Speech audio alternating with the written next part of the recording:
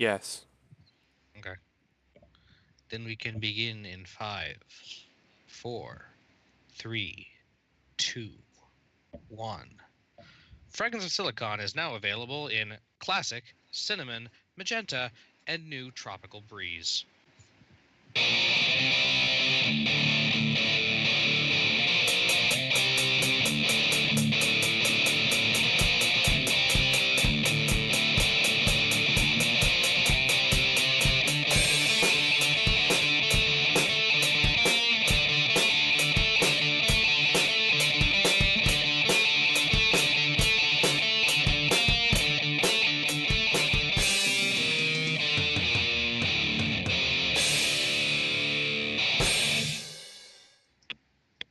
What the hell does magenta taste like? The other ones came out too similar. Still, It's the flavor of pink. Or purple. I can taste sound. synthesia is a disease. Would it have worked better if I said B flat minor? Well, all I know is this dialogue is getting salty, so. Yeah. Anyway, welcome to another installment of Fragments of Silicon. I'm your host, Adam. Joining me, as always, is the regular crew. Let's just get to the news, then. Hi. How do you start us off this week? You cut out for a second. I couldn't hear. Ready? Yeah, is the show on? Is the show on? You're first. What year is it? Okay, let's see. Well, Monday was my birthday, and it was a thing. First off, thing? no, it was the I wanted to punch my father in the head type of thing. That's not fun. My sister and mom were spending the weekend in Nashville because that's what my sister wanted to do. And my father, in his infinite wisdom, didn't even have the courtesy to directly wish me a happy birthday. He tagged my sister and I on Facebook, and that was it. And your... Quality. I forget, are you twins, or...? Yes, we are twins. Okay. And, he could have even just offered to take me to breakfast or something. Nope. He decided to drink all night because he works nights, so yeah, that was fun. And then yesterday morning, my smartwatch thing broke, so the strap broke. So that's going to be fun, seeing if we can either fix it or getting that replaced. So all in all, it's been kind of a shitty weekend. It's only Wednesday. On the gaming front, not really a whole lot, other than, trying to finish up the campaign of Monster Hunter and maybe leveling some other jobs in Final Fantasy XIV. But other than that, not much. So, next. Ogre? Well, it's actually been a pleasant day out there. Apparently decided to be summer real quick. So I got a fan just on right now. Let's see. Personal news, not much. Yeah, really not much going on right now. Gaming wise, I'm just going over various Mega Man games because that's Mega Man Legacy Collection will be coming out soon enough. So why not? Is that June? The Switch? No, this month, the 22nd. The Mega Man X1 comes out June 24th, I believe. That's what I was thinking of. Let's see. Let's play wise. We finished Kirby last week, so we're doing a small thing before we move on to another big project. And I'm going to assume there's a good chance nobody can figure out both of the things at the same time, so that should be a nice little surprise for everyone. Are they, Other Is than it Metal that, Slug Solid? are they list things or other things? I'm just kind of taken back that there hasn't been a Metal Slug Solid yet. Now that feels like that would... Anyway, It's sneaking around while using a giant grenade launcher. nah, I think they can make it work in their own style. Anyway, other than that, yeah, not much for me, so... All right. Mac? Okay, well, there is one big announcement, and that is that the teaser act of the Mercadian Affair Part 2 has come out. The episode title is Choices. And as soon as Keith and I have recovered enough, we're going to start firing away at the Kickstarter necessary to actually fund the final episode, which will include some additional full animation sequences that are not in the comic version of this story. Dun, dun, dun. So we're pretty excited about that. There's a whole new scene that I wrote that several of the actors have actually turned in lines for already as part of the overall episode.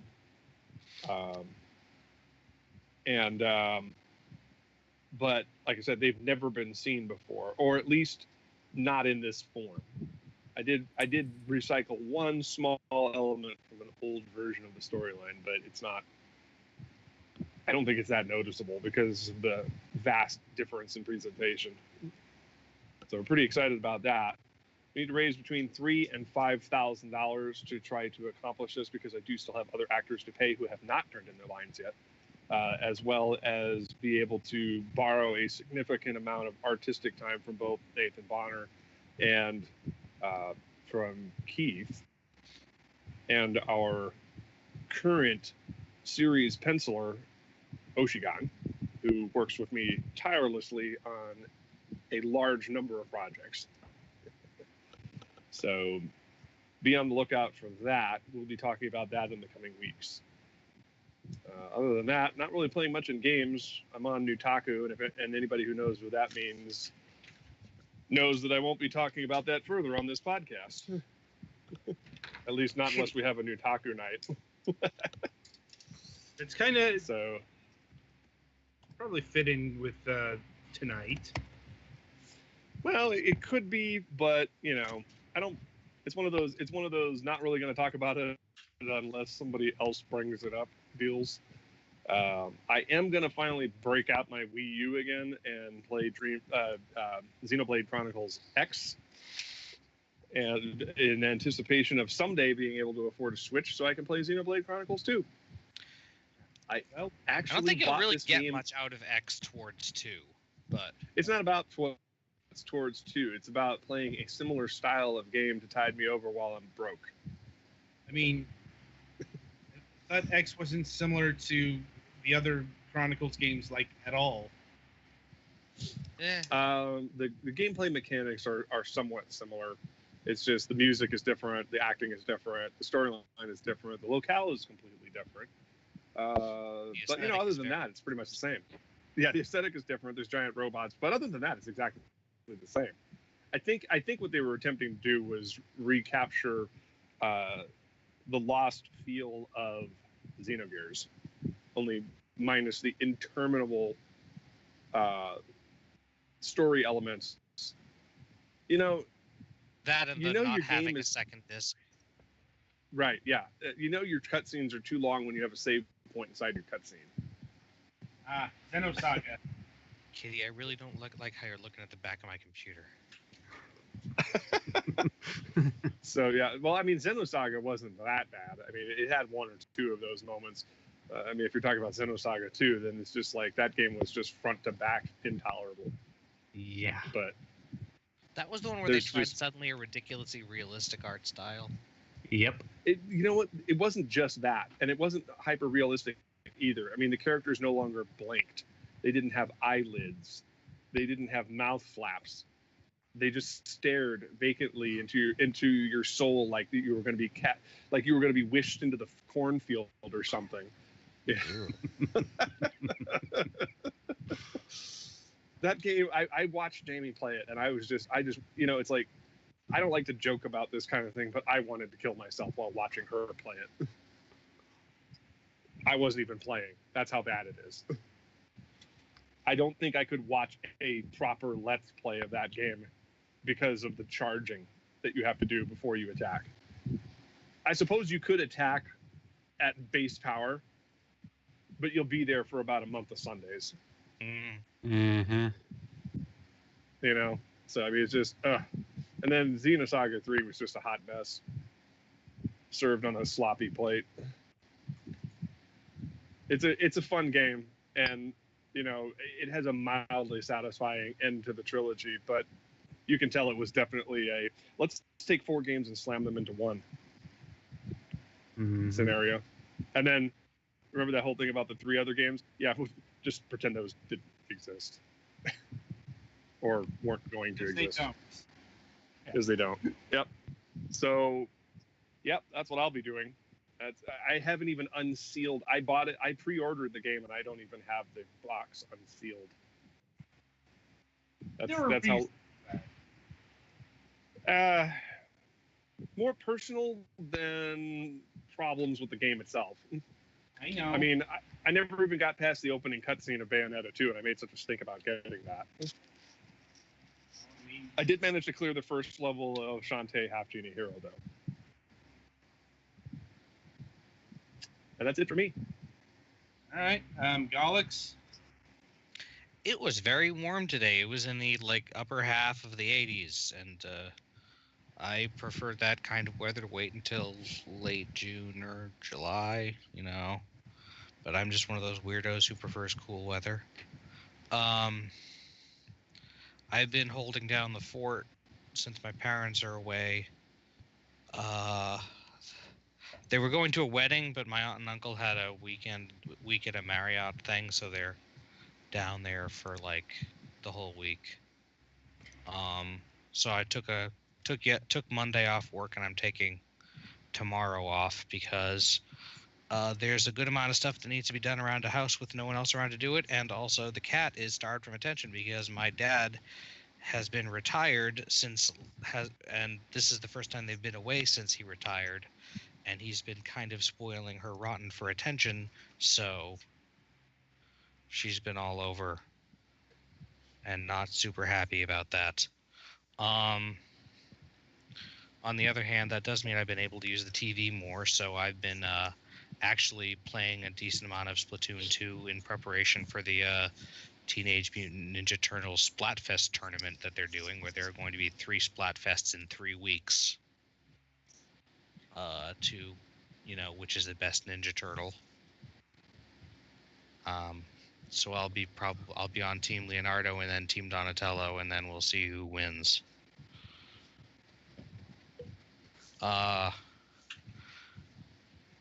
Also, a game that I kickstarted a while ago called Time Spinner. I actually had a beta come out.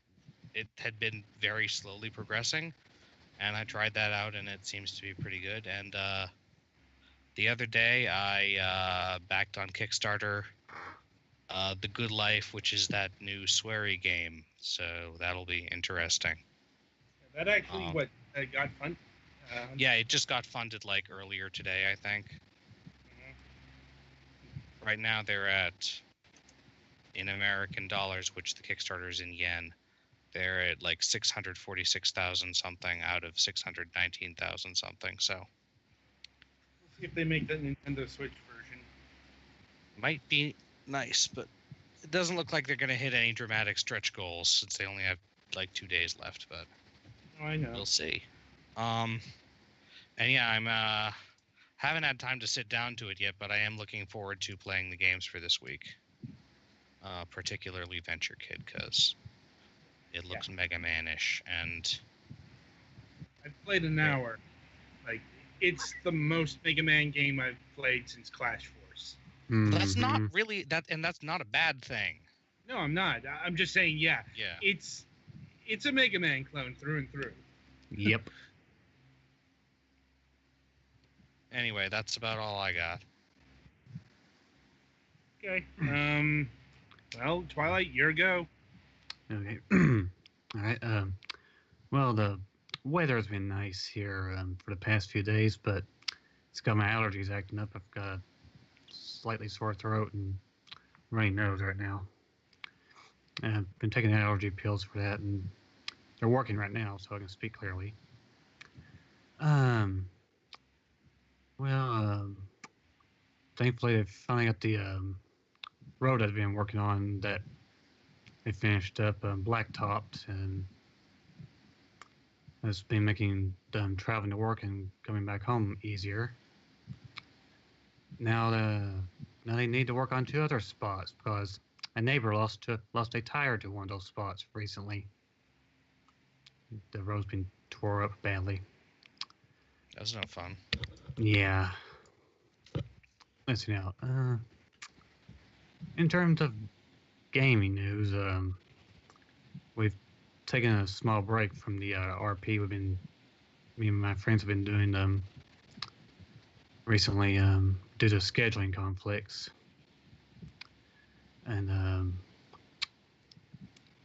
I took up the suggestion Petty Fan made about Persona 5 and got off the Golden Week sale on the PlayStation Network. And I've taken a shot at the game, and kind of different from the previous two. Mm-hmm. In a good way. I'm not complaining. Yeah, I still need to find time to basically reset my save because I messed up. Hmm. I'm missing a social link I should have at that point, and apparently that one's timed. So You know, you are allowed to make non-perfect runs of Persona games. Lovely. Well, it's also like 100, 200-hour game, dude. Fair enough. So I'd rather not do it again unless I really wanted to. Sleep is for the weak. Fuck you. Well, anyway, I'll try to finish up here. So, what else? Yeah, I took a break from Monster Hunter World to play the games for this weekend, and I finished up Venture Kid earlier this afternoon. So there was something else here. Well, anyway, that's it from me. All right, so it's my go. Let's see. Well, the place got power washed yesterday, so that meant I had time to finally watch Infinity War. Woohoo! Sweet. Was I there might an be- Infinity of War, Like, or did they Kind- shortchange you?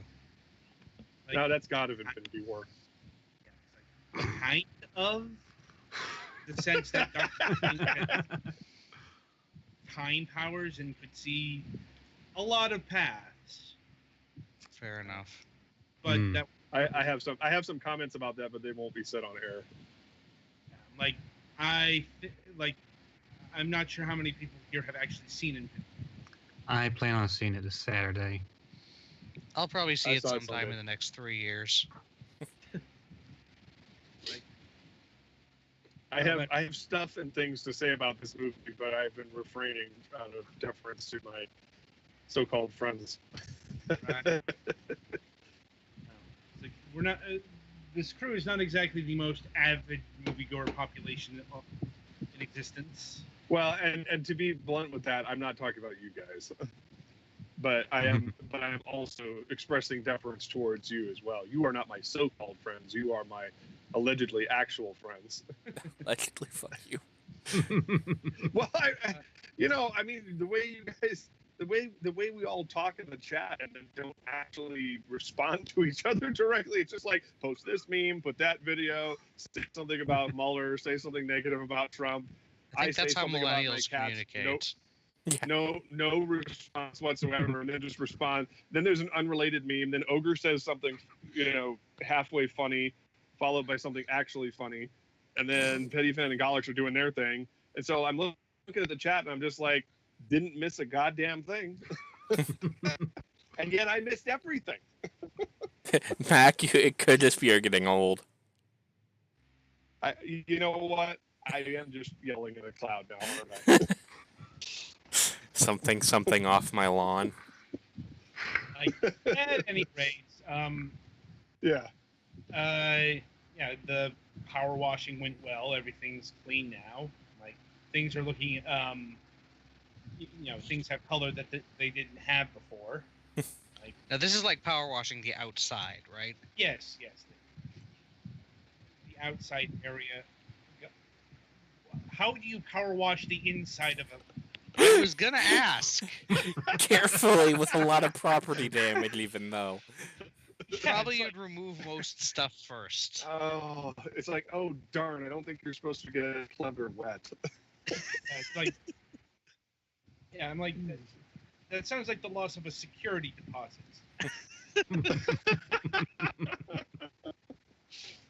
So, No, that more sounds like a visit from the landlord's lawyer. indeed, it's like, Power washing my windows. all right. On that note, I think it's time to move on to the interview.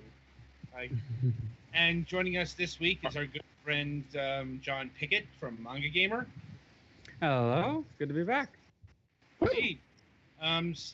So how did your move go? Spent the week carrying like 40 or 50 boxes of books over to the apartment before we had to haul all the furniture and stuff on Saturday, and we're still not quite unpacked yet.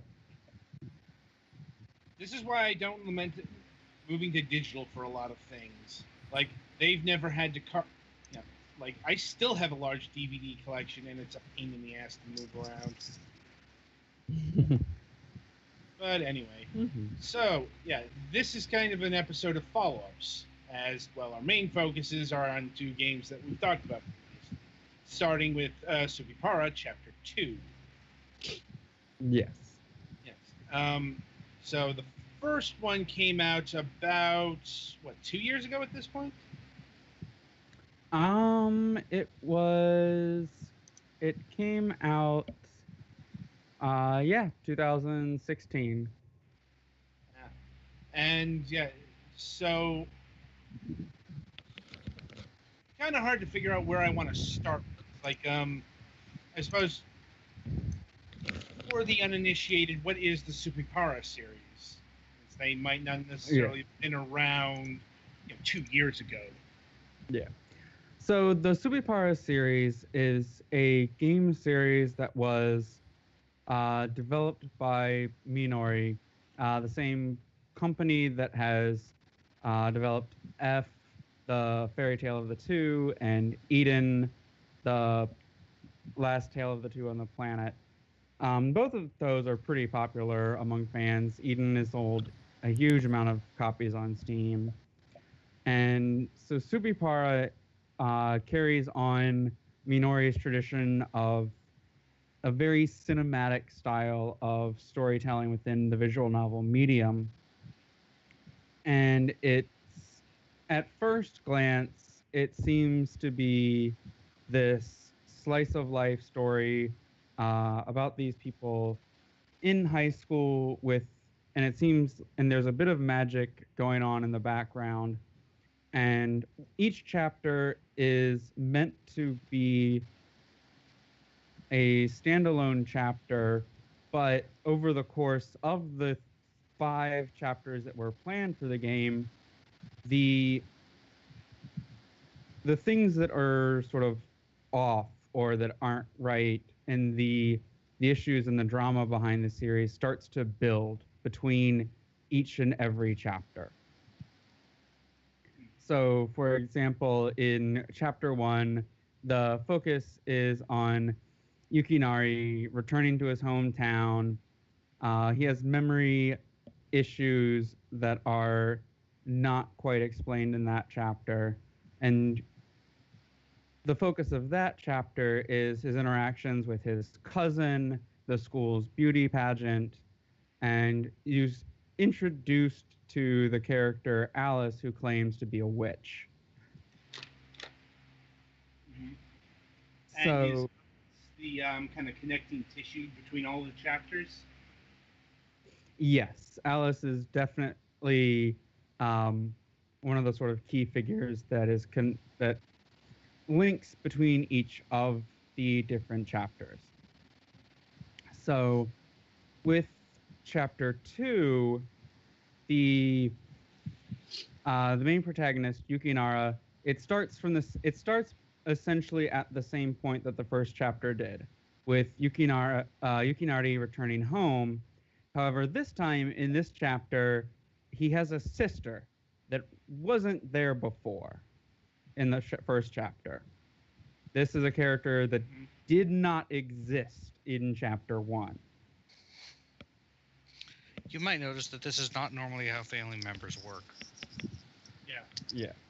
And having played some of chapter 2, it's there's definitely something to that, because how to put this, people see the sister and they don't immediately recognize her, and then they do. Yes, there's definitely something at work behind the scenes there, and I don't want to spoil it too much on this podcast, because basically by the end of chapter 2 is when you really get your first real glimpse into what's going on in the background. So chapter 2, again, it follows that slice of life sort of romance and interactions between Yukinari, and this time the girl that it focuses on is Hotaru.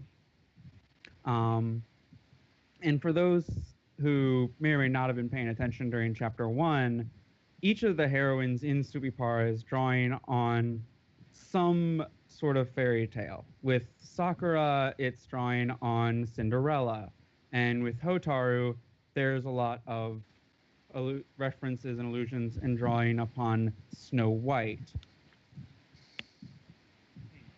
And this is part of the purposeful intention behind the game, but to say more than that, again, we start getting into spoilers for the storyline. But no, go ahead. Yeah. Well, so if people chose chapter 2 as their starting point, would they be at all lost? No, you wouldn't be. You would not be lost. That's part of the point for how Minori designed the series. You can play chapter 2 on its own, understand chapter 2 on its own, and enjoy it as its own sort of slice of life romantic story. But if you have played chapter 1 before you play chapter 2, if you've paid close attention, you can start seeing a lot of the subtleties. Like, for instance, some things are the same, some things are not. And those sort of little differences start to build up, even just between these first 2 chapters. And did the people who worked at Mangagamer, are they the same people who translated both chapters? Yes, we had the same team of translator and editor working on Supipara. They're also the same team that have worked on all of Minori's titles, from F to Eden to the upcoming release of Trinoline. They're both big, huge fans of Minori, and that was actually part of the reasons why they started joining our company, was to get Minori's titles localized and over. So they really enjoy working on the titles. Andy. Yeah. They definitely put a lot of time and care into chapter 2 in order to, I remember when we were talking just in our work chats and stuff, I remember them sort of putting their hands on their heads as they were staring over the scripts for both chapters to make sure that all the things that are supposed to be similar are similar, and all the things that are not are not. Well, it's also, it creates consistency. You know? Yes, and that's actually that's something that's very important in this series, but that's something you learn more by the end of chapter 2. Right, and How long is Supipara Part 2, especially in comparison to Part 1? Is it about the same length? It's pretty much the same length as part 1. Yeah. And to refresh everyone, this is a pure like story visual novel. You don't make any sort of choices, right? No, there's not really a lot of meaningful choices. And so for those that's not familiar with the Supipara series, Minori originally developed and released Chapter 1 and 2 in Japan, and the company almost went under because of the sales that it had in Japan. So Chapter 3, 4, and 5 have not been developed yet. Chapter 3 was planned to focus on Momiji as the next character, but those chapters have not been developed yet, and that's part of the Minori fundraising project, which you can see by going to our website, mangagamer.org/Minori, and you can see how far the funding has come towards reaching Supipara Chapter 3. And basically, the sales of all of Minori's games are contributing to that crowdfunding. Let's see. It's currently at $233,632.49. And Yeah. that is now. Do the sales of the Supipara Chapter 1 and 2 get factored into this number, or is that a Yes. separate? Okay. So looks like it's doing fairly well, though the next goal is 350,000, so it's a bit of ways away. Yeah, and it's quite. I believe the sales of Trinoline will also start contributing to that fund as well once that title is released.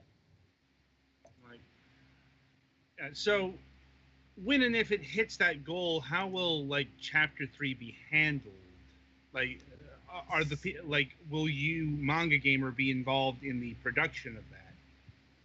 So we will be involved in the localization of it because since it's being funded by Sales Worldwide, Minori has agreed to release Chapter 3 and onwards in English first before the chapters are released in Japan. So we will definitely be involved in working on the script, localizing the script, and making sure the script is translated and ready to go alongside Minori's development of the game, but the script, the CGs, and everything else that goes into developing the chapter. But the actual, the scenario, the plot outlines, and all of that work is going to be done by Minori because they've already done a lot of the outlining for it already. Because, like I said, they originally planned for the series to be 5 chapters, so a lot of the groundwork is already done. A lot of the story is already planned, but it's not written, it's not drawn, it's not programmed, those kind of things. And I suppose questions about Chapter 3 are a bit hard to pin down, given the fact that it doesn't exist. But do you know if it's going to be bigger in scope than the first 2? I can't say with 100% certainty, but I imagine it will be at least similar. Right. Well, that makes sense. Yeah. Sometimes the sequels can up the game, or they can stay the same. I don't exactly know how Minori wants to play it here. But. Yeah. I believe, and I may be wrong, but I believe the idea was for Alice to be the focus of Chapter 5.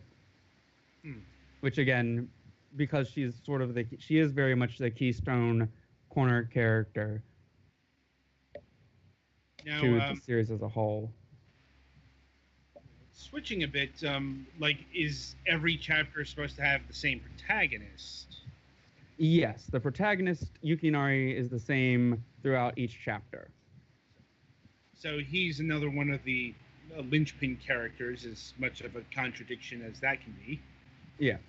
A lot of the like I said, a lot of the except for the sister that's introduced in chapter 2, all of the characters from chapter 1 still remain in the game throughout later chapters, but due to the events that are occurring and the different ways the scenario plays out, those characters end up playing different roles in that chapter's story. Right. And how long did the first 2 chapters take in terms of development time? I'm not sure in terms of development. Translation was a few months. So it wasn't too long. It wasn't too terribly long to get it translated. Pretty much standard for the length of the game. So, like, chapter 3 does come along. It wouldn't be like a 2-year wait in between, funding and development. Again, it's hard to say since Minori, for better or worse, Minori is sort of Minori as a company is somewhat of a perfectionist about their work. They have a lot of very, like I said, it's part of their cinematic style. They're very particular and very specific about the directions that they take with visual novel, and so there's a lot of attention to detail that they pay to every game they create. Right. It definitely shows, as honestly, I Yeah. think pound for pound, the Subipara series are the best looking visual novels I've played, and by this point we have played a lot. Yes. Right. Let's see. So shifting focus to another title we want to talk about. It's another follow-up, The House in Fata Morgana, A Requiem for Innocence. Yes. Now, exactly what relation does this title have to the first one? So the developers Novik Takal have stated that they consider Requiem for Innocence to be a standalone prequel to the previous game. That being said, the game does focus on specific characters from the House in Fata Morgana, and a lot of their history can be a bit of a spoiler for those who have not played the original. And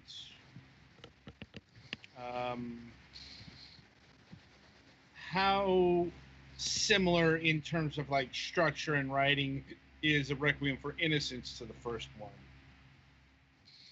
I would say in writing, the writing style is going to be very similar. I believe it's less of a frame story and more of a collection of side stories. The Requiem for Innocence focuses on the titular character Morgana for its sort of main story, and it also has some side stories about the early history of Jacopo, Maria, Saren, and several others. So it delves into a lot of the story behind those characters that there was not room to tell in the original House in Fata Morgana. And are there going to be any choice segments in this one, or is it like just going to be pure story this time around? I imagine it's probably more linear. Like I said, it's meant to be more side stories, and the outcome is basically already determined for a lot of them because they are the stories that come before the House in Fata Morgana. Right. A lot of the themes are still carried over, though. Obviously, of course, with the characters being the same and it delving into their pasts and the traumas that they've faced and the choices they've made and all the different tales that led them down their path to where they were in House and Fata Morgana. And is this release going to have like a? I'm trying. Like I think the first one had a special edition. Yeah, it had a deluxe edition that included the soundtrack. The second will also have a deluxe edition that includes the soundtrack as well. Neat. And when is this title coming out? The House in Fata Morgana Requiem for Innocence is actually releasing on the 17th of this month. So not too far away then. No, less than 2 weeks. And let me see. I suppose before transitioning to other titles, do you have an update on the A Kiss for the Petals situation? We are continuing our attempts to contact Valve and get more information or some kind of statement from Valve about why it was taken down, and we continue to receive radio silence. That's distressing. Yes. It's very upsetting to everyone involved, staff, fans, our company, those that work directly on the game. And it's, yeah, a lot of us are just sort of holding our heads trying to figure out why Valve won't even reply. I couldn't venture a guess. Obviously, yeah, no one knows. They're not speaking, so. I'm like, yeah, I mean, I've heard, like, rumors to why the game got pulled, but I don't know if they're true or not. Like some sort of, like, somebody, like, flagging the game or something. We saw that as well. We saw the man claiming to be responsible for it in that manner, but again, even though we've seen what he's posted online, we have yet to receive any confirmation from Valve. Right. So, yeah, I'm like, all I can say is I hope you do get the situation resolved. We hope so too. But for those who do want to play Maidens of Michael, a reminder that you can acquire it on our website, mangagamer.com. And if you buy it from us there, you get the adult version uncensored too. Now, if you buy it from your website, will they get the option to get the Steam key when it returns to Steam if it does, or if they want the Steam version, they have to get it again? Or is that something you guys still need to discuss? That's something we would need to discuss. Fair enough. Like, yeah. Anyway, so what do we? Let's see. We got Magical Marriage Lunatics. Yeah. So Magical Marriage Lunatics was our latest game from Moonstone that we released last week. For those who have played Princess Evangile, it's another Moe game, very similar in style. You have a bunch of different heroines that you can pursue at school, and sort of the main idea behind Magical Marriage Lunatics is that each of these heroines are from a different fantasy world, and they all believe that they have been promised your hand in marriage. And so they are all sort of fighting over your affection and fighting to get you to choose them to be your official bride. It shares a lot of similarities with Shuffle for those that have played the Shuffle series or watched the Shuffle anime. So if you're fans of either Shuffle or Princess Evangile, there's a lot to really enjoy in Magical Marriage Lunatics. I definitely remember Shuffle. I don't think I've played Princess Evangile, at least not yet. Mm-hmm. Yeah. And there's plenty of there's plenty of sexy scenes in it as well, and so you can always acquire that on our website at mangagamer.com. Mm. And so we've got Desecration Wings, which is this looks Western. Yes, that is a third-party release from an English developer. It's basically, it's an adult RPG. Mhm. Like an actual RPG, or Yes. it looks like it's top-down style Mm-hmm. as opposed to first person, which there been I've seen visual novels do that style as well. Yeah. So what's the story on this one, Desecration Wings? Uh, we've worked with Sierra Lee before, and she does a lot of games in this vein where they're adult RPGs and they're built in this sort of classic style with the skill systems and things like that. And her games are very solid. We're very happy to carry them. And if anyone wants to check them out, we'd recommend it. Oh, sounds neat.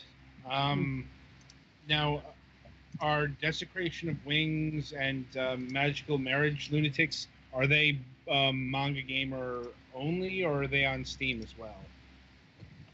Magical Marriage Lunatics is definitely Mangagamer only, and the Desecration of Wings is available on Steam without the adult content. So fairly standard release. Let's see. We've got finally we've got this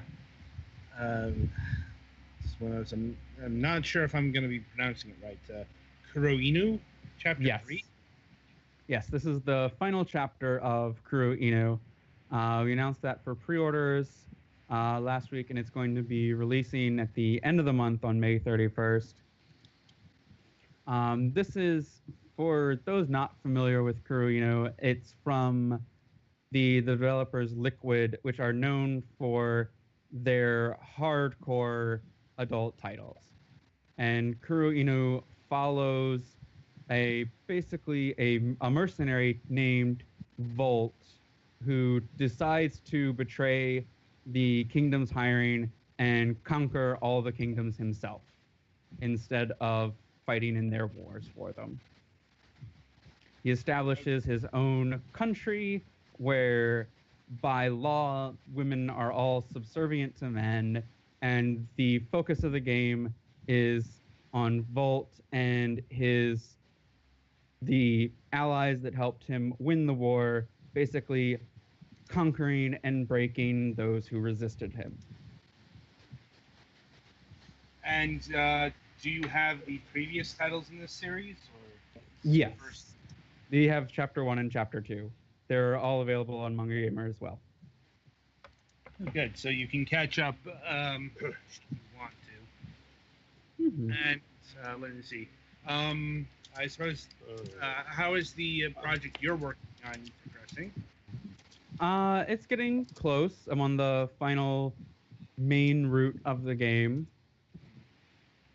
So it's I can't really talk too much about what's going on there, since that is very big spoilers. I don't know if you also noticed, but recently we had our panel at Anime Boston where we announced 3 new titles as well. One of them is the DLC update for Kindred Spirits on the Roof, Kindred the full chorus, and that DLC will basically add full voicing to Kindred Spirits on the Roof, as well as native compatibility for Mac and Linux systems. We also announced Steam Prison, which is our next Otome title. And the game is set in a steampunk world with a very distinct classist divide.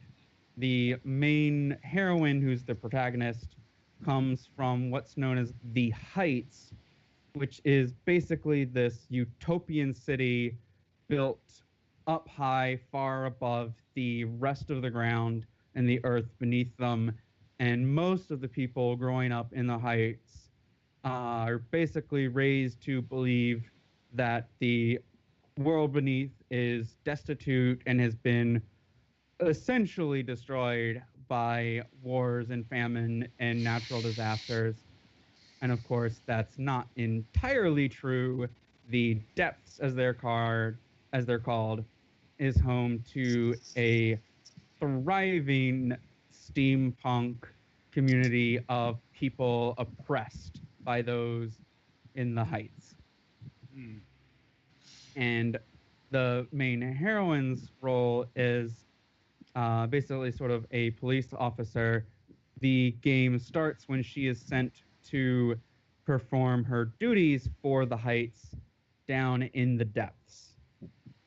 And from there, she uncovers a lot of different handsome, hot guys that all have been sort of surviving in their own way in this oppressed society, and it follows a lot of the decisions that she makes and how she sort of reconciles the worldview she has with the way the world actually is, and how well she manages to relate to these people that have been sort of traumatized one way or another by the society they're forced to live in.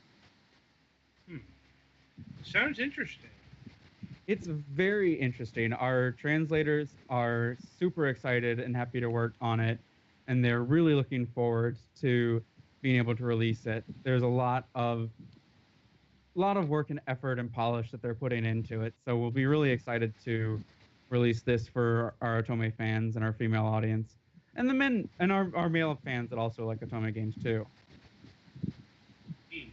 And And- our no, go ahead. I think was that the second or the third game? That was the second announcement from Anime Boston. Our third announcement from Anime Boston is Amaterasu Riddle Star. This is a game that comes from Softhouse Seal. Those not familiar with the company name, Softhouse Seal has produced games like Bukake Ranch, Boob Wars, sexy, fun titles like that.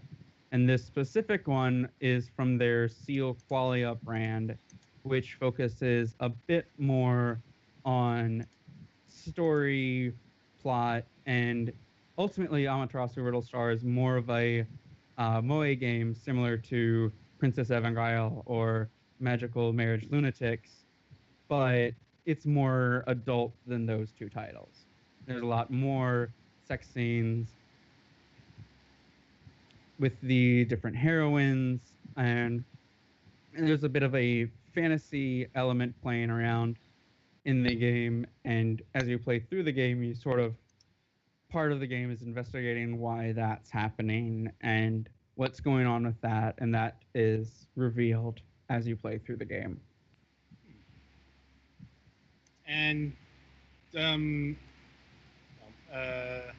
right. What else you got in terms of like the convention circuit this year?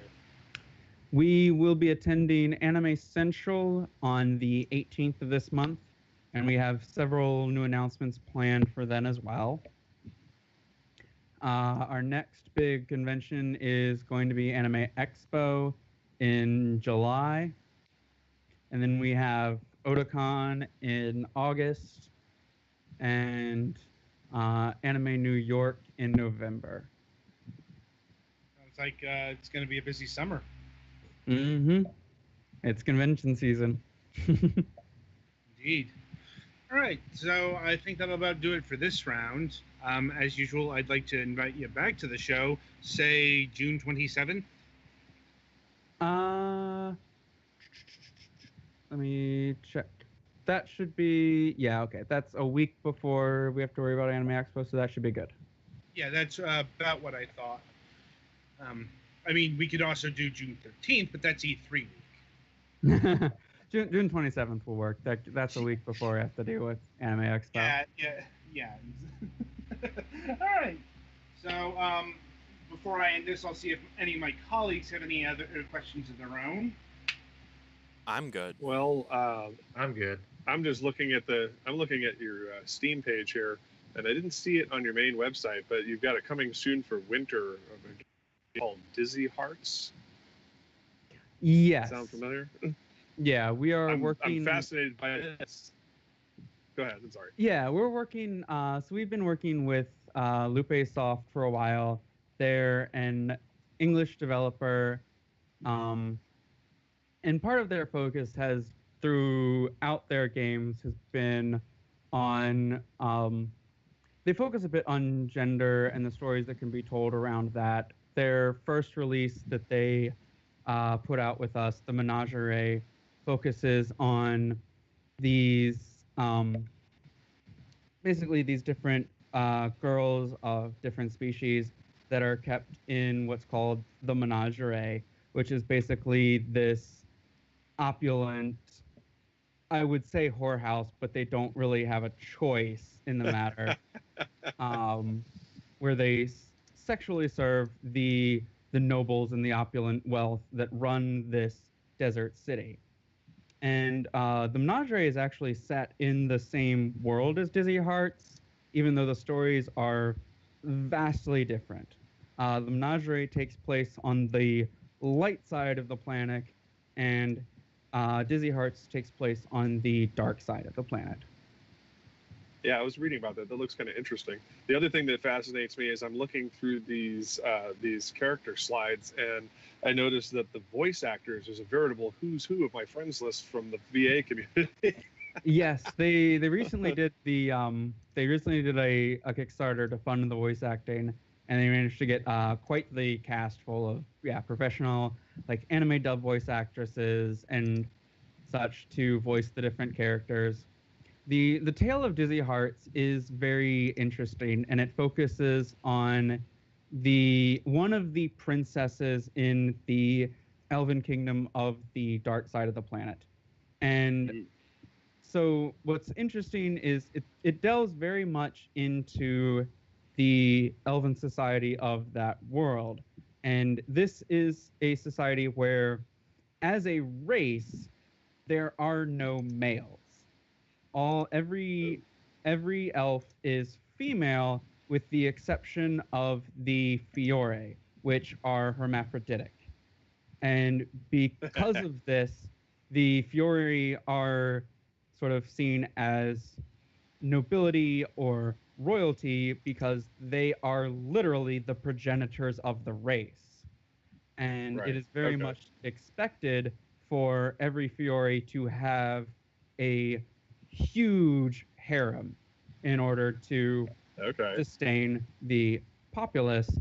And so the queen herself has, some of the princesses are the direct descendants of her and other Fiore, and there's sort of a belief that when Fiore mate, they are more likely to produce Fiore, and the princesses all have their sort of different quirks and issues, and a lot of the focus is on the youngest princess, who was born to a commoner and was basically sort of forcibly adopted by the queen and into the palace to be raised as a candidate and be raised for her life as a Fiore once they discovered that she was born Fiore instead of just female.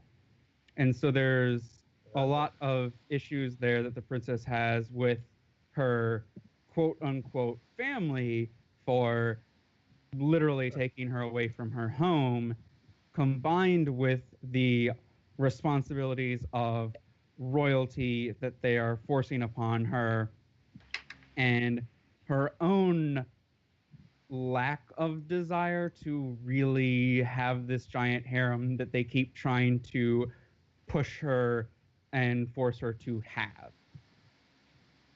Wow. Yeah, so there's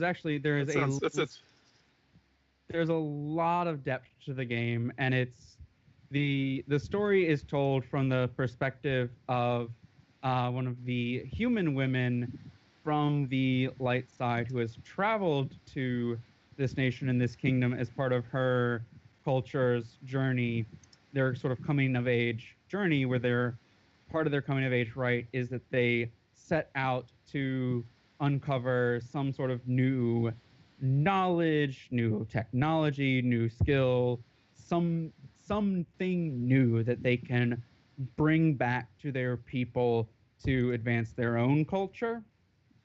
And so the story is told from her perspective as this outsider to the kingdom, and whether or not she develops a relationship with the princess is part of one of the elements that can or may not progress through the game, depending on the player's choices and the interactions. Well, this looks interesting, definitely. For the guys who might know something about doves, let me read some of these names who I know in one way, shape, or form. We've got Amberly Connors. We've got Kristen McGuire, who was on our old show. We've got Chastity Connor. I know her from Facebook. Kira Buckland, of course. Who doesn't know her, right? And Kaylee Mills, who both sings and performs. So, I mean, she's pretty amazing. I've had the pleasure of working with both Kira and Kaylee, and they're friends of mine on Facebook. So I'm pretty excited to see them all working together on this. Mm-hmm. Yeah, especially since my company will be putting together their own Arrowgate novel, starring some of the people that we know here. Yeah. Oh, I'm sorry. Did I drop a plug? Sorry, I'll sweep that up. Yeah. So this looks great, and the art style is really fascinating too. Yeah, I really do like Tao Sim is the lead artist for LucasArts games, and he's also the sort of director of the studio as well. So it's pretty much all of the art is his work. And if people are looking to check out more of LucasArts games before Hearts comes out, I would highly recommend Menagerie, and especially Mutiny. Mutiny is, you can get it on Steam, and you can also get it on our website, mangagamer.com. We do offer a free adult patch for those that buy it on Steam. But Mutiny was developed as, again, one of their more adult titles. It's sort of a fun exploration type of game. You basically play as a prostitute who suddenly finds herself captain of the ship, as the captain basically tosses her the hat and the deed to the ship as she runs out of the bar where the prostitute works in order to escape the debtors. So she ends up being captain of this ship that's loaded with debt and a somewhat dysfunctional crew that you have to try and put together while adventuring through all these different locales. There's some of the treasure expeditions take you underwater or into cloud cities, into like ice planets, or this forest realm that's full of vegetation. So it's just a lot of fun. There's a lot of stories with it, and Mutiny is part of the idea behind the development cycle for Mutiny is that they have a lot of different stories that they're going to continue adding to Mutiny through DLC patches, either both on our website and on Steam. Right now, the first DLC that's out adds the stories for two additional members of the crew, expands on the stories that they have to offer. And eventually they are planning to add more locations, more side stories as they expand upon that game as well. The artwork is gorgeous. I'm looking at this, and I'm just looking at what's on Steam, so they don't have anything overtly sexual on there, but I mean the artwork, just what I'm seeing here, is absolutely gorgeous in this game. Yeah, Mutiny is, if you're people that are a fan of Monster Girls are also going to enjoy Mutiny a lot. There's one of the girls on there is a chameleon. One of them is sort of a dog girl. One of them is a dryad. One of them is a fairy. One is essentially a sphinx. One of the girls on the ship is essentially a bear girl. There's a moth girl, and there's also a horse girl. Oh boy. Yes. Speaking- And several of the crew members are also hermaphroditic. So I kind of got that hint from some of the artwork. yeah, not all, but several. Yeah, kind of got that hint. Well, this is fantastic stuff here. Mm-hmm. I actually covered the Mutiny game back in December. I must not have been on the show, so I finally got a chance to comment on it. No, no, that was before you joined the crew. So, like, Yeah. all right. Ooh, who dropped? Back Uh, did. Well, great job. Mm-mm-mm. Hopefully he'll be back here in a minute. But I'm awkward, guessing his phone battery probably died. I'm like live programming. Well, I suppose on that note, we should conclude the interview portion of the broadcast and move on to the topic of discussion. Oh, yeah. His battery died. So, John, as always, it was fantastic having you on the program. Yeah.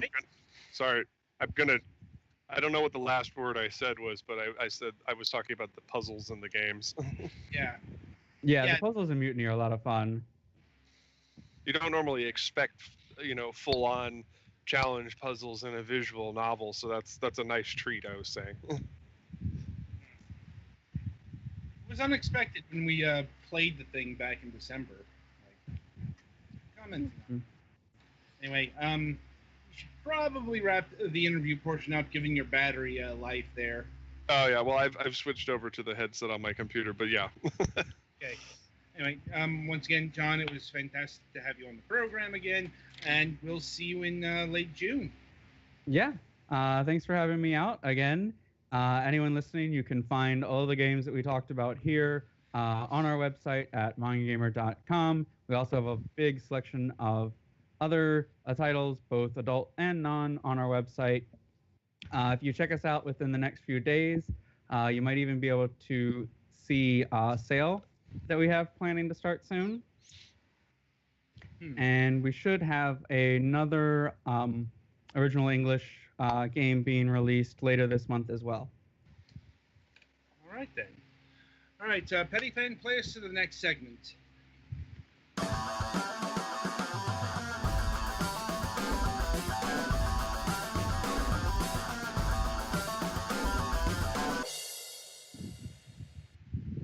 Okay, so the topic of discussion this week, and we are focusing on the Shining series. Oh. Yeah. Something I actually have some expertise in. Indeed. And just to clarify, it's not Shining Force. That is only a sub-series of the Shining series. Because the Shining series actually has a lot of branches in different genres, no less. Mm-hmm. It's like Shining Force is probably just the one people are most familiar with. Shining in the Darkness, Shining the Holy Ark. Those are the first-person RPGs. Mm-hmm. And then there was Shining Wisdom, the Zelda clone. Which I have. Yeah. There was Shining Soul, the dungeon crawlers. Got that. Yeah. Shining Force Neo. Right, but that still got Force in the title. It's not quite related to the series, though. True. Though when it comes to Shining Force, you can really easily break it off into two areas.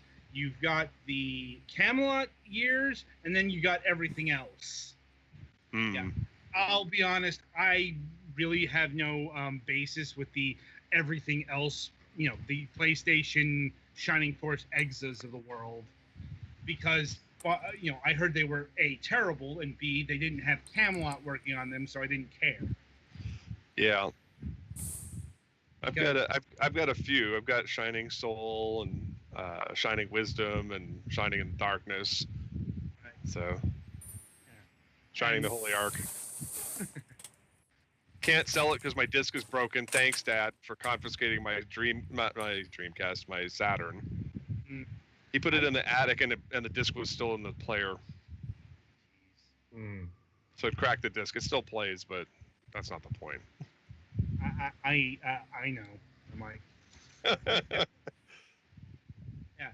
So basically, the Shining series is this whole big branching mess of paths and games and genres. But it all started with Shining in the Darkness, which was a Genesis first-person RPG. I think I want to say I played this, but like the memories are eluding me. Yes. Well, it actually holds up a lot better than I thought it would after, let's see, 1991. So we're looking at 27 years. Yeah. I'm pretty sure I probably have it on Steam, but I never got into it. It took me a couple of tries and I've got my copy right here in my hand. And but it's basically a kind of humorous take on the King Arthur tale, believe it or not. Your main character's default name is Arthur, and you face off against Dark Soul, right? The evil wizard / demon at the very bottom of the dungeon. And it has anime cutscenes, and it was one of the earliest games on the Genesis that I remember that actually had such actual quality cutscenes in it, and you actually get to see your other party members where normally they're completely invisible. Which was pretty innovative for a first-person RPG. Fun thing, Arthur and Pyra appear in Time Stalkers for the Dreamcast. Because this game was actually developed by Climax. Co-produced by what was then called Sonic Software Planning, who it became Camelot. Right. And also, Dark Souls not to be confused with Dark Soul. There are two Dark Souls in this thing.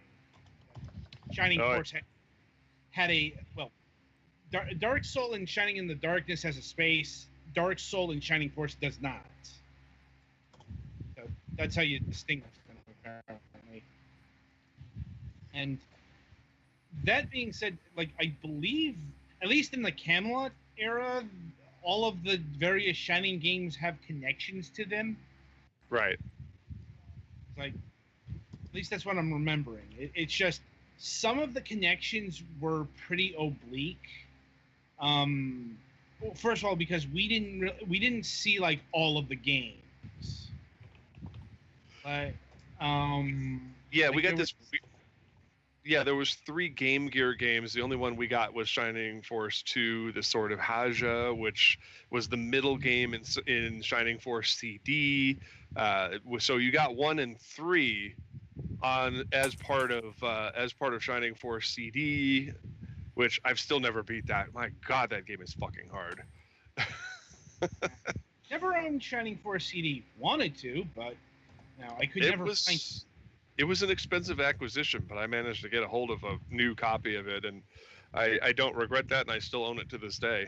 I will probably bust out my Gen 2 Sega CD at some point, or actually my CDX unit, and play it. I got one for $50, well after it was fashionable to do so. Yeah, before it was $300 now? Yeah, it's ridiculous. I got it back in like '99 from store owner that I worked for, and he had it in the manager's office, and I said, "Are you still using that? Do your kids still use it?" He goes, "Oh no, I don't use that. Just give me $50 for it." And I'm like, "Sold American?" And yes, the 32X does actually mount on the CDX. You just got to take the skirt off. I wish they had made a Shining Force or some kind of Shining game for the 32X. That would have at least made my library tolerable. Now, I don't think there was enough time. Like, Nah, no way. Would have taken too much development time. mhm. The outrageous bikini, the most overrated thing you could possibly get in the entire Shining series. And the only thing it did was change the character sprite, so that way the one girl who was kind of busty has a bikini on in sprite form. It doesn't change her battle animations at all. That was a big deal back then, though, since a lot Yeah. of the time very little changed your character's sprite. Yeah, Yep. because making new sprites is expensive.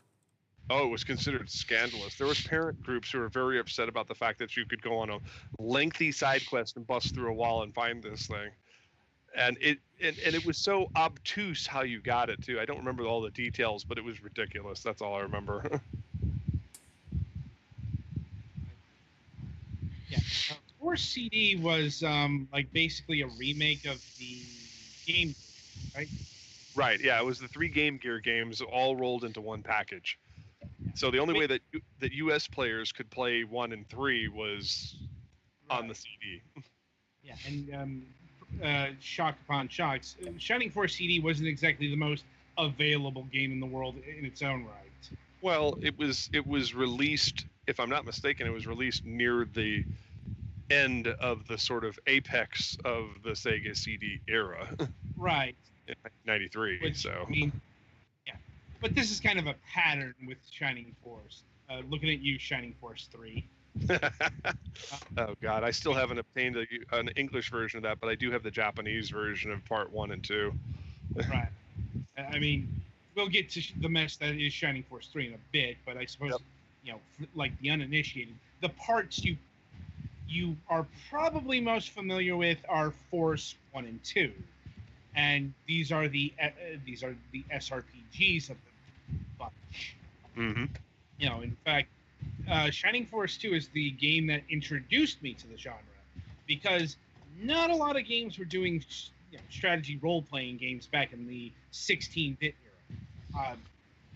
Either this or Ogre Battle.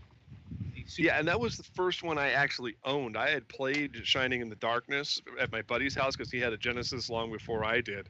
But what's fascinating about that is that there's a rather interesting timeline. You were talking about the oblique connections between the game. Well, Shining in the Darkness leads to Shining Force. And then that leads to Shining Force 2, the sort of Haja for the Game Gear. And then that leads to the actual console Shining Force 2, which takes place like 1,000 years after the Sword of Haja. And it's this really bizarre, and they make references to the previous games constantly throughout the game, and you're just totally lost. Yeah, like I think what it was in Sword of Haja where you get like Adler's backstory, how he lost his memory. Mm-hmm. Yeah, like, yeah, it's really bizarre. Yeah, that's kind of why it always, and I didn't learn about these connections until the mid 2000s. When yeah, you really got to do a wiki dive on this series in order to fully understand what you missed. Even if you played every aspect of these games and beat them to like pulverization level, you really still need to go back and say, oh shit, that's what I missed. I didn't understand. Okay, now it all makes sense. Yeah, because it's not just we have games that are either missing or hard to play, but the translations back then weren't the best.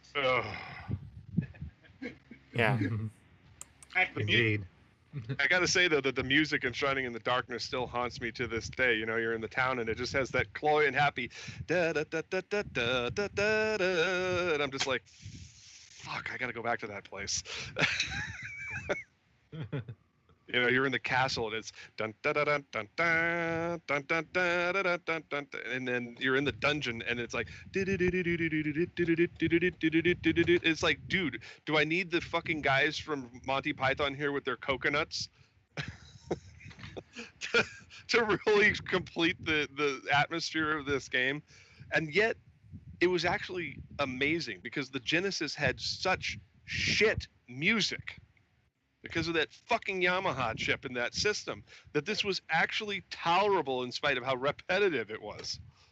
Well, yeah, the Genesis could do good music if you worked at it, but anyone who told me like the Genesis had good sound, I'm like, you should hear the Genesis when it goes wrong, which is often. Like, there is nothing like that fucking Genesis twang. Don't get me started on Altered Beast. Like, or literally any of the Ys games. Like, there are a lot of examples we could cite. So I'm going to back up for a second because I want to make sure, Adam, that whatever you were originally going to talk about with this, you get a chance to, because I don't think you were expecting me to be this knowledgeable on the subject. No, this is actually about where I was planning to go with things. Okay. Honestly, I'm glad you are, because I don't know much about these on account of I don't see them being on Nintendo systems, and if they were, I didn't have them. In fact, I was kind of planning on your knowledge because, yeah, the team here, they're not so knowledgeable about the Shining games because it's a Sega franchise, and Yeah, right. I used to play Shining Force 1 a while on, many years ago, but that was on a Sega Smash Pack, and I ended up losing my I lost my save before I could complete it and never went back to it. I need to look this up, but I think Motoe Sakuraba actually did the soundtrack for most of these games. let me see. Or he might have been involved in several of them. God damn it, Doodles! Yeah. Let's see here. Shining in the Darkness, Camelot. Because Sakuraba was heavily involved in the spiritual successor to the Shining series, Golden Sun. Right. Well, like Shining Force 2, not seeing Sakuraba's name here. He might not have been involved with it because he was still heavily involved with Wolf Team at that time. True enough. And Shining Force 2 is the first Shining game I played, and as I said, it still remains one of my favorite games of all time. Even though I never beat the game because the end game is bullshit. It is. Oh, fucking hell, it's so bullshit. I did actually beat Shining Resonance. Yeah, that's an actually good game. Like, I won't go into details, but other than to say, you need to have your main hero go and kill the main demon with his sword personally. And one of the problems is if your main hero dies, everyone fucking dies. I mean, there have been other weird final boss gimmicks before. It still sticks in my crotch to this day. Good lord. I don't know how that levels up between that and final boss dies really easily to basic cure spell. Really? Blade Arcus from Shining is related to this series? I don't fucking think so. I don't blame you for taking that. Yeah. Shining Blade, maybe, and Shining Force Feather, maybe. Those are some more games I need to acquire. Well, yeah. Like, I think all of that is post Camelot. Yeah. Like, oh, definitely. That's like Shining Resonance is a PS3 game. That yeah. I suppose we'll get to that in a bit, but yeah. You want to talk about secondary bullshit games, though? Shining Force Gaiden Final Conflict, the third and final chapter in the Shining Force Portable / Shining Force CD saga, is bullshit.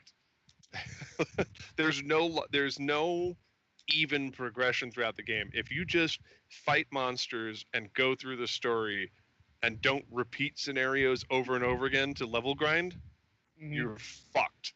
You get to the end game and you may as well just turn off the cartridge and light it on fire. Granted, that's not the end game for CD because there was a fourth scenario for that. Yeah, it was special to Shining Force CD, but yeah. Then that's a good coverage of the Genesis era. The Saturn era saw 3-ish, let's just say, games because Shining Force 3 is kind of a special project. But first you had what was that? Echo? I think. Oh, anyway. Someone dropped again. I think that might have been Mac. No, that's John Pickett. Yeah. He's signing off for the night. Mm-hmm. Anyway, first up was Shining Wisdom, which was the not terribly great Zelda clone. It took me a while to get into that game, but once I did, it was actually quite enjoyable. I still haven't beat it yet, but part of the reason for that is because my Saturn sat in storage for so long that I lost all my save files. Yeah, you replace that coin battery. If you didn't save it to your Game Shark or your expanded memory cartridge. And by the way, as a side note to all of this, the Sega Saturn memory cartridge, unless you got the official Sega one, is fucking garbage. You have to transfer it to the internal memory and then transfer it to the card and then clear out the internal memory and then transfer it from the external card to the internal memory. And there was absolutely no direct way to copy information. Yeah, that sounds like bad planning. Like if you actually had the Sega branded one, the games would actually recognize it and let you save directly to it. Forget about the Pro Action Replay. Forget about the Daytel drive. Anyway, moving on. Right. It's also notable that Shining Wisdom wasn't brought over by Sega, but Working Designs from. Or am I thinking that? Oh no, Working Designs was also a bunch of shitheels too. Let me tell you something about Working Designs. If you go through the game, there are no less than 6 references in the game to how much Camelot sucks. At the time, Wow. I remember the Beyond. Like couched in discussions of, oh, and by the way, you go to a bookshelf in the main castle. You pull out a book and it says, people tried to journey beyond the beyond, but unfortunately they grew bored and went home. Honestly, is a fair assessment of Beyond the Beyond. I've played Beyond the Beyond, and even though it is a generic RPG storyline, and by the way, virtually impossible to beat without cheating, it is actually a shockingly entertaining storyline. The most frustrating part has to be the Moon Temple, which has the most obtuse 3D puzzle I have ever encountered in a JRPG.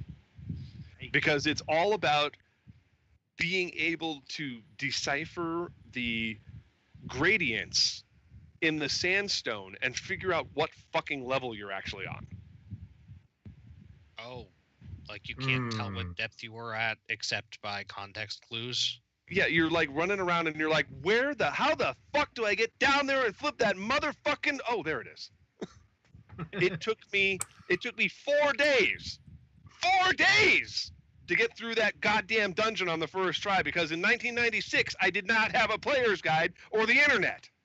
I sent salt. A little bit. 4 days. Okay. Wow. Rest in peace, headphone users. I had to actually put the game on pause and walk away from it to eat and shower and go to school. Wow. I'm traumatized. Even what's amazing is now I've got that motherfucker down so cold. 20 fucking years later, I can do it in my sleep. This is bringing out a lot of bitter memories.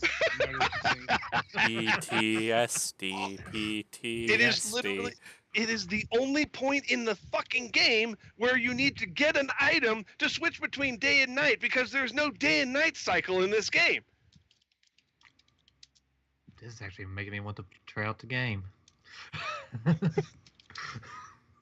You can beat it. There's even a point where you can go back and defeat a couple of end bosses. Like if you cheat with the Game Shark or something like that, you can actually beat a couple of bosses before it's supposed to be physically possible. I mean, that's a Game Shark for you. Yeah, but I mean, if you could somehow grind yourself up to level 99 beforehand, you could actually beat these characters. And they have dialogue for you beating them! It's supposed to be an unwinnable battle. And they're all like, basically like, oh shit, we gotta get out of here. And then you're like, yeah, fuck yeah, I'm gonna go do my puzzle now. Thank you very much, bastards. It's one of those don't backtrack or they kill you type scenarios. That reminds me of a thing in one of the Super Robot Wars games where there's like, oh, here's some new characters, and for their first battle, they're against several characters that are like endgame bosses. But if you beat them, they like have specific dialogue, and you also win like a copy of each of the 4 best weapons in the game. Adam, if you think Shining Force 2 has a bullshit final boss, you haven't played Beyond the Beyond, because you have to fight all 4 of the motherfucking bad guy sub-bosses, and then you beat the final boss, which is a battle that will take you 4 hours! Okay, so it's Final Fantasy 3 levels of bullshit. Yeah. No, you have to fight him back to back to back. It's not, oh, recharge and go to the other room and then, touch the fountain and then there's a statue that glows and your dick gets hard or something like that. No. It's, oh, look, the last 2 super fucking hard bosses fight you together.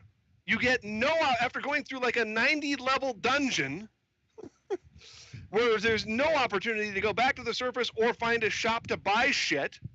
You use all of your healing items, and then you gotta fight 2 mega bosses like at the end of fucking Golden Sun, and then you gotta fight Arakios, the goddamn root of all evil, who looks like a tree who could be a root made of evil. In a battle that takes like 2 fucking hours. Jeez. Even if you Game Shark cheat to level 198, it took me an hour and a half to kill this fuck. Okay, I'm done. Okay. So after that, And this has been your moment of PTSD. Could you imagine trying to beat that legit, or the obtuse stuff like, hey, by the way, you got all this shit for this character, but he died. Why am I getting shit for this guy after he? Oh, you're supposed to save him by not fighting him. There's also the fun heel turn in some games where your ally turns on you and they keep their shit. Mm-hmm. About a third of the way into the game, you got this guy named Percy who's like your absolute best friend. So it's like, of course he gets zapped by the bad guys. And he ends up fucking with you for 2/3 of the game. And then very near the end game, you have a final encounter with him where it looks like there's no choice but to kill him. And you're like, oh, this is a boss battle. I can't run from that. Why would you think, oh, hit run away? And you have to do that 4 times. And then you can save him. And then you get the good ending. I'm about to rip my shirt off and go, yeah! Let's not. let's just quickly move on to Shining the Holy Ark. Yes, please. Yes. A shit game, but infinitely better. Right. Yeah. Shining the Holy Ark was the second first-person dungeon crawler. And this is one of the few Saturn games I actually owned. About halfway through it before I lost my Saturn in a move. Oh. Always fun. I'm like, I still have this game somewhere. Like, I haven't been able to play it in like 2 decades, although I'm pretty sure there are, well, I'm not sure if there are like Saturn emulators out there. The system is really hard to emulate. But Yeah, Shining the Holy Ark is a pretty good RPG. It took me It's so long to get through the fairy forest. like Oh, no. yeah, the big gimmick here is the pixie system, where Oh. yeah, you can find these little pixies that'll basically attack enemies before you get into the battle proper. Like also like your main trio are immortal, which is actually nice because you don't have to go to the healing place to revive them. Mm-hmm. That being said, like Shining in the Holy Ark is basically what would happen if you combine Shining in the Darkness with a lot of later Shining tropes. Like it's got the menu system, it's got the upgrade at 20 deal. And I think this, like, I'm trying to remember how it fits into the grander Shining scale. Like, I think it's a precursor to Shining Force 3. Something like that. Yeah, it's as we've said several times throughout this discussion, the entire Shining chronology is incredibly obtuse. Right. And it has So nothing to do with release order. It's kind of like Castlevania games where it's like, ooh, what century or decade will this game occur in? Right, but Mm. it's just, it was like designed that from the beginning instead of, other people took over the franchise and just decided to go non-linear with the whole deal. Yeah. And that does get us to Shining Force 3, which is the grand culmination and, in my view, the coda for the Shining series. Because this, first of all, this is actually 3 games, or Mhm. 3.5 games. Only one of which was translated into English. Fuck you, Working Designs. That wasn't Working Designs. That was Bernie Stolar. Oh right, that was Sega. Well, Like, okay, what just change the epithet to involve the right people. Right. But yeah, Shining Force 3 only had Volume 1 translated out of 3 scenarios. Yeah. And all of them are significantly different. Their perspectives. So, they're all like the same time period and the same, but who you're playing as is different. The scenario, each scenario, you fight for a different empire. Right. Ah. And the different empires will interact. And what you saw in, say, scenario 1 changes in scenario 2 as It behooves you to keep your save files in good working order. Right.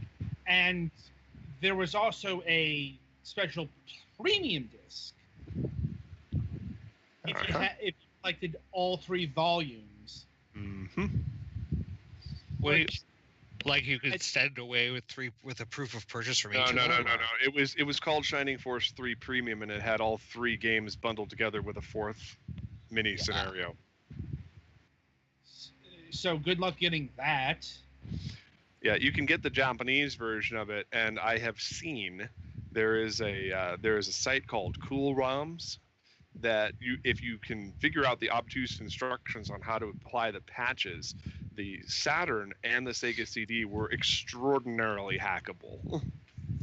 There is a way to play it, but you have to basically copy all of the game data to your computer, patch it, and then reburn it to a disc and hope to Christ it worked correctly. Because, by the way, you have to download all the MP3s of the songs from their website and then remaster them. Yikes. Yeah, it's a bitch. I tried it. Fuck that. Understandable. But yeah, this is also the grand culmination because this is Camelot's last Shining game. Mm-hmm. Because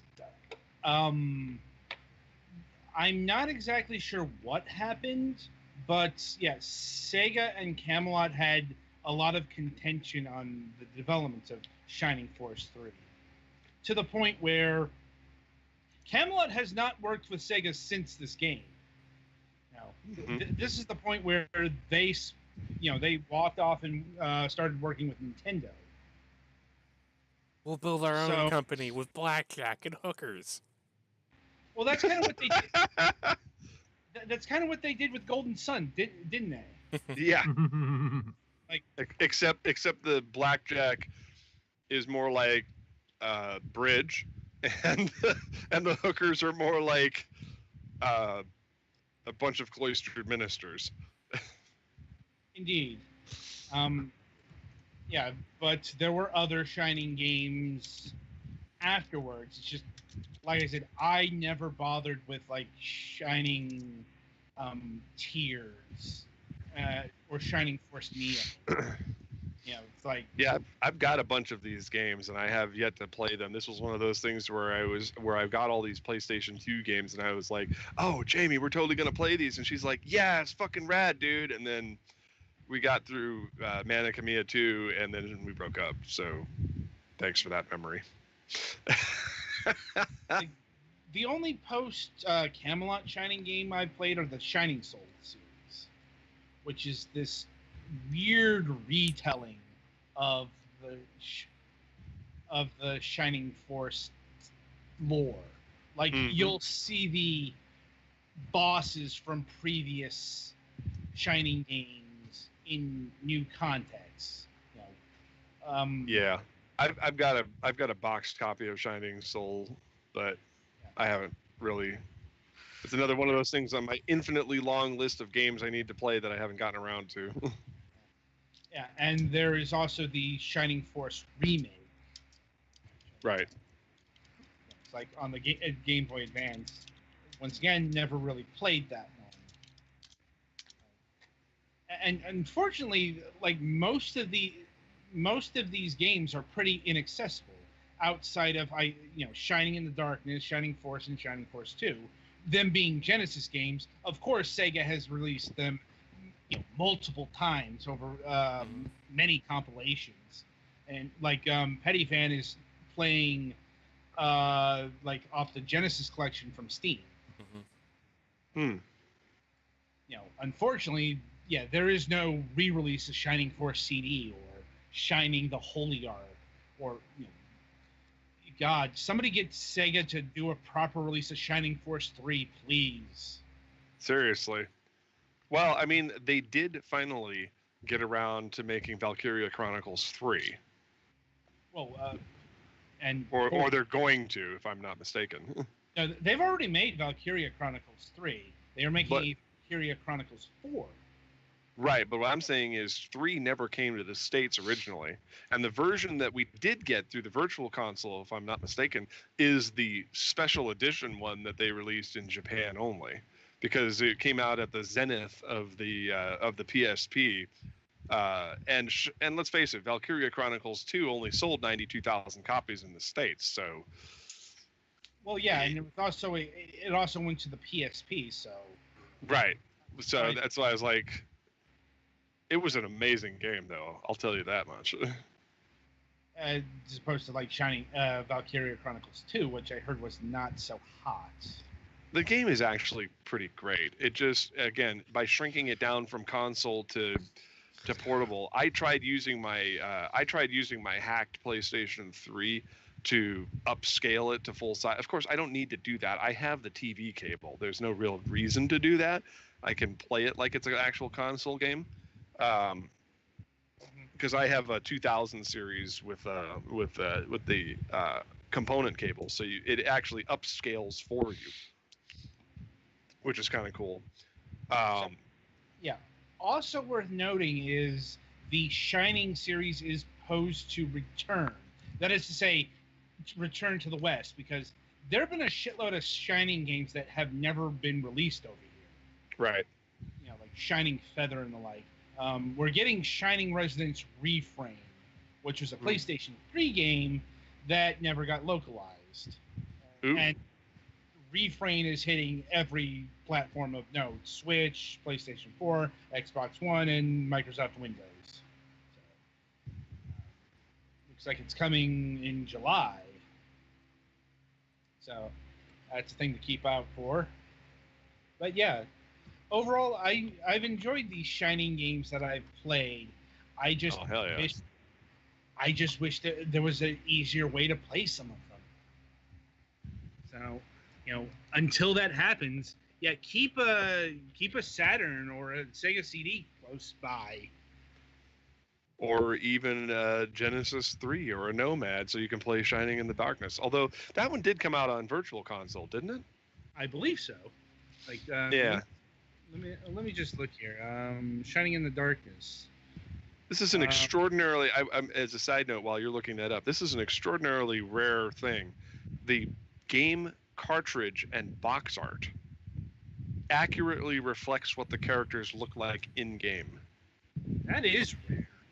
Yeah, Pyra and what the hell was the monk guy's name? I can't think of his name. And Arthur and the King and even Dark Soul look exactly like they do in the game. Hmm. Well, slightly more Disneyified, but they're recognizable as themselves. Yeah, Shining in the Darkness was re-released on the Virtual Console and it's on Steam. So. Do do do do do do do. God, that storybook sequence at the beginning always gets me. That's how you know you're playing either an old Climax game, an old Camelot game, Sonic Software Planning, whatever the hell they called themselves at any given point. Right. It was so weird. Like I said, Climax. I think we had a show on Climax a long time ago, and we talked about Dark Savior and the fuck Time Stalkers and all that stuff, and the crossovers into Time Stalkers of the Climax Camelot collaboration era. Just because like the entire cast of Shining in Darkness is there, Lady Stalker, Land Stalker, just all that crazy shit was in that game.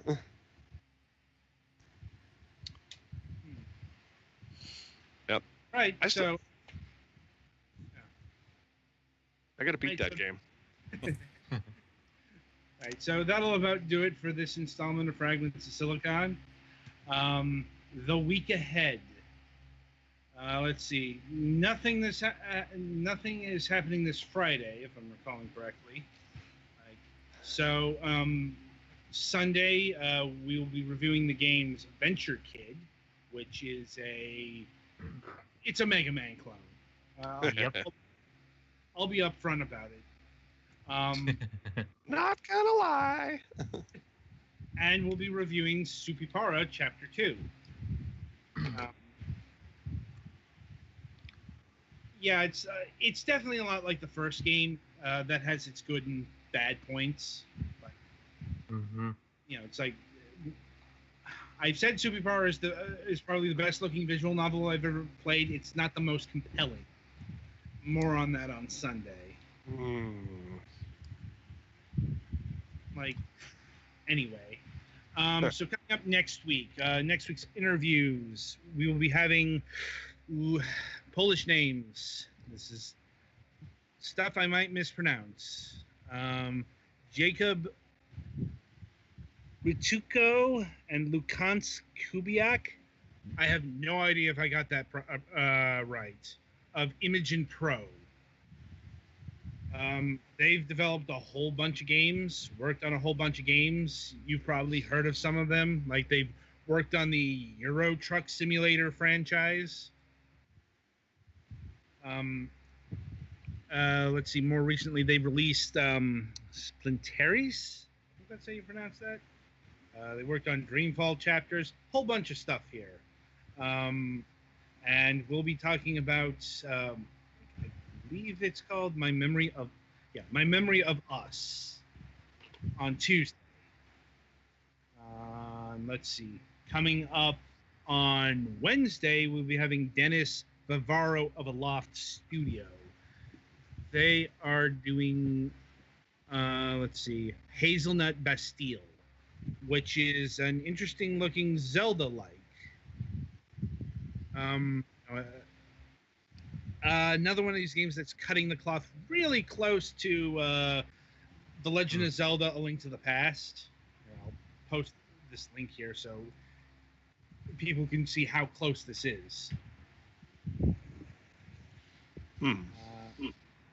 Yeah.